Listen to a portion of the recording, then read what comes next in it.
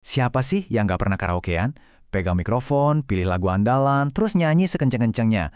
Tapi, pernah kepikiran nggak sih, di balik semua keseruan itu, ternyata ada cerita yang, wow, cukup mengejutkan. Ada soal penemuan, budaya, bahkan kontroversi. Oke, yuk kita bongkar bareng-bareng.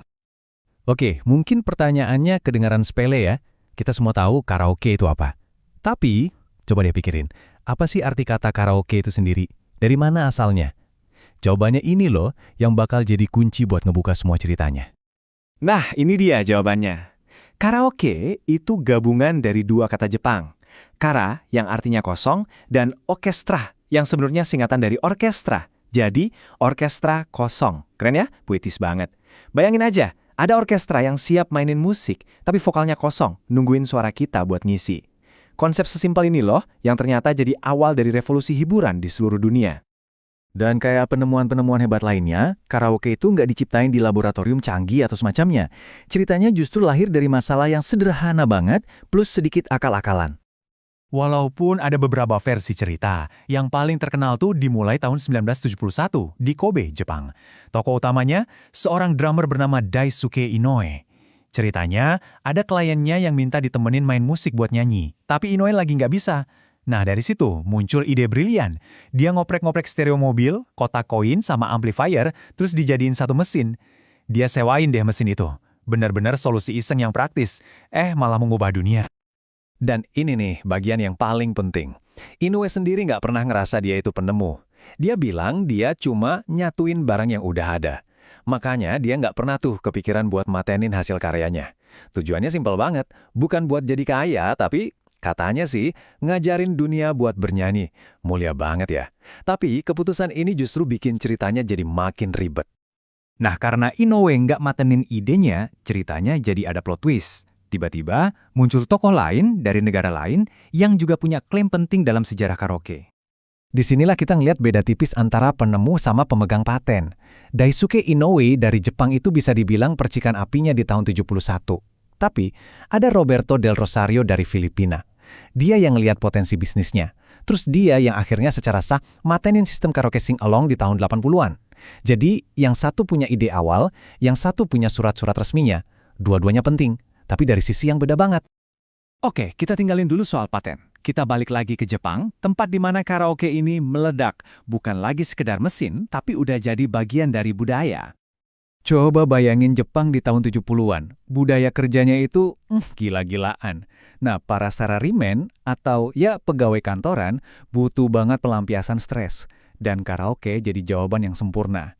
Di sana mereka bisa teriak-teriak, lepasin emosi, dan jadi lebih akrab sama teman kantor di luar jam kerja. Jadi ini bukan cuma soal nyanyi-nyanyi, ini tuh semacam terapi massal. Terus, seberapa besar sih dampaknya? Coba lihat data ini deh. Di tahun 2006 aja, ada sekitar 45 juta orang di Jepang yang karaokean. Ini bikin karaoke jadi aktivitas hiburan paling populer nomor 2, cuma kalah sama minum-minum. Dan ya kita semua tahu lah ya, dua kegiatan ini sering banget dilakuin barengan kan? Nah, inilah yang bikin karaoke itu jadi contoh sempurna dari apa yang disebut budaya massa atau mass culture. Artinya, ini adalah budaya yang diproduksi massal, dinikmati sama semua orang, dari anak kecil sampai kakek nenek, dan nyebar kemana-mana. Udah jadi bagian dari identitas Jepang modern gitu loh. Dari gang-gang sempit di Kobe, si orkestra kosong ini mulai berlayar. Pelan-pelan, tapi pasti, karaoke mulai menaklukkan dunia, satu lagu demi satu lagu. Tapi, yang menarik adalah cara orang karaokean itu beda-beda di tiap negara. Di Asia, kayak Jepang atau Korea, kita lebih suka di private room kan, rame-rame sama teman-teman. Nah, kalau di barat, kayak di Amerika atau Eropa, karaoke itu biasanya di panggung, di bar. Jadi tontonan umum gitu, satu orang nyanyi, yang lain nontonin. Beda banget fokusnya. Tapi, namanya juga fenomena global. Pasti ada sisi lainnya. Dan ternyata, di balik serunya karaoke, ada juga sisi gelapnya. Sisi yang ya cukup kontroversial ya. Di beberapa negara, termasuk di Indonesia, citra karaoke ini kadang jadi negatif. Ada penelitian yang nunjukin kalau tempat karaoke itu sering diasosiasikan sebagai sumber masalah moral dan kriminalitas. Ya, kita tahu lah ya kadang-kadang dikaitin sama hal-hal yang ilegal. Tapi kalau mau cari contoh yang paling ekstrim, kita harus ke Filipina. Di sana ada fenomena yang serem banget, namanya My Way Killings. Serius, ini beneran terjadi. Gara-gara nyanyiin lagu My Way-nya Frank Sinatra dengan suara yang fals, kabarnya ada sekitar 6 orang yang sampai terbunuh. Gila kan? Ini bukti kalau emosi di balik sebuah lagu itu bisa kuat banget. Oke, setelah dengar semua cerita tadi, dari penemuan sampai sisi gelapnya, mungkin kita jadi mikir, kenapa sih karaoke ini tetap ada? Kenapa kita tetap aja suka pegang mic itu? Jawabannya mungkin lebih dalam dari yang kita kira. Karena pada dasarnya karaoke itu bukan cuma nyanyi.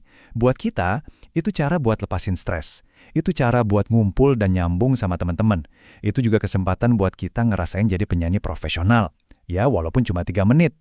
Bahkan di rumah sakit atau panti jompo, karaoke dijadiin alat terapi. Intinya, di ruangan itu mau suara kita sebagus apa atau seancur apa, nggak ada yang ngejudge.